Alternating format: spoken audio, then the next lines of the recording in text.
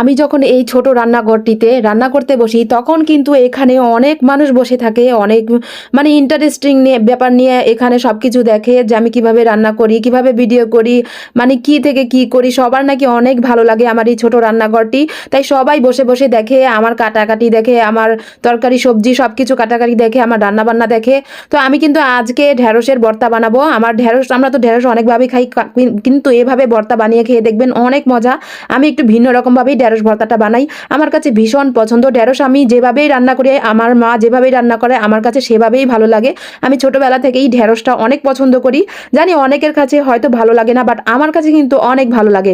তো আমি এইদিকে প্রথমেই ঢ্যাঁড়সগুলো কেটে নিচ্ছিলাম, আর কেটে নিয়ে আমি আগেই কিন্তু ধুয়ে নিয়েছি। অবশ্য অনেকে মনে করবেন যে আমি কিছু না ধুয়ে কি আবার রান্না করি নাকি, না, আমি এখানে সব কিছু ধুয়ে নিয়েই তারপরে রান্না করতে, কাটাকাটি করতে তারপরে বসে যাই।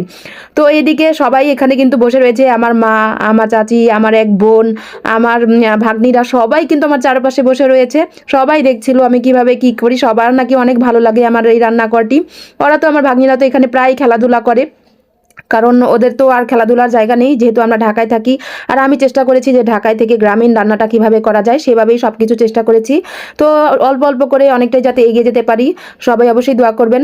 তো এদিকে সব কিছু পেঁয়াজ, এখানে রসুনও নিয়েছি কিন্তু আমি, আর এখানে ধনেপাতা কুচি সব কিছু নিয়েছি, শুকনো মরিচ নিব।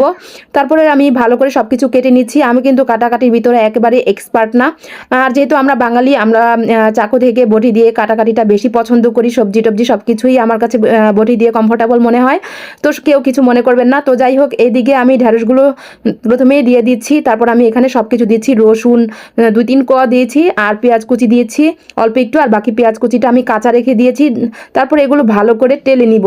অনেকটাই সিদ্ধ হয়ে গিয়েছে, যখন সিদ্ধ হয়ে যাবে তখন কিন্তু আর ঢাকনা দিয়ে তেমন ঢেকে দিব না, কালারটা নষ্ট হয়ে যাবে। এটা সবুজ সবুজ কালার, এই ভর্তাটা কিন্তু অনেক মজা লাগে। তো আপনাদের কাছে ছোট একটি অনুরোধ, আপনাদের জন্য আমি সবার জন্য এত কষ্ট করে আমি ভিডিও করি, এত কিছু করি, তো আপনারা আমাকে একটি ছোট লাইক দিয়ে আসবেন, আর আমার এই পেজটিতে একটি ফলো দিয়ে আসবেন, আমার চ্যানেলটিতে সবাই একটি সাবস্ক্রাইব করে আসবেন। এটা আপনাদের কাছে ছোট একটি অনুরোধ। এই আপনাদের এই কাজটিতে আমি কিন্তু অনেকটাই এগিয়ে যেতে পারবো। তো এদিকে ভর্তা বানানোর জন্য আমি সব কিছু এখানে মেখে নিচ্ছি, শুকনো মরিচ, পেঁয়াজ, ধনেপাতা কুচি সব কিছু মেখে নিচ্ছি, রসুনটাও নিয়ে নিয়েছি। রসুনটা আমি দিয়ে তারপরে এখানে আমি ঢ্যাঁড়সগুলো নিয়ে নিচ্ছি। ভীষণ মজা, গরম গরম ভাতের সাথে তো অসাধারণ। আর শীত মানে কিন্তু আমার কাছে ভর্তাটা খুবই পছন্দ, আমি ডেইলি তো একটা না একটা ভর্তা খাচ্ছি। তারপর আমি এখানে খাঁটি সরিষার তেল দিয়ে দিয়েছি, সরিষার তেল দিয়ে আবার মেখে নিচ্ছি। আমার ভাগ্নিরা খুবই বিরক্ত করছিল। আমার ভর্তাটি কেমন হয়েছে সবাই অবশ্যই কমেন্ট করে জানাবেন। খুবই মজা, গরম গরম ভাতের সাথে আর সহ্য হচ্ছিল না, খেতে বসে গিয়েছি। আর আমার গরম গরম ভাতের সাথে ভর্তাটা ভীষণ পছন্দ। আপনাদের কাছে কেমন লাগে অবশ্যই কমেন্ট করে জানাবেন। সবাই ভালো থাকবেন, সুস্থ থাকবেন, আল্লাহ হাফেজ।